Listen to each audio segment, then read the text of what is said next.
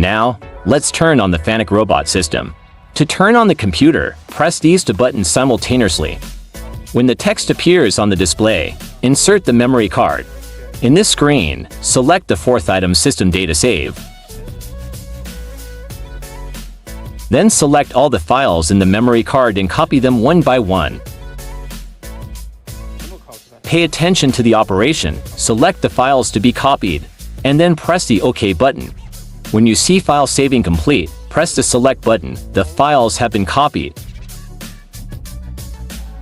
And you need to know that these files can only be copied one by one, so you may need to spend a little more time copying these files.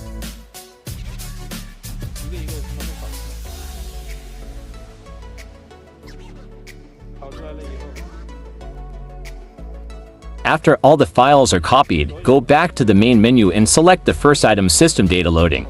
The copy files will be displayed here. Select each file to load.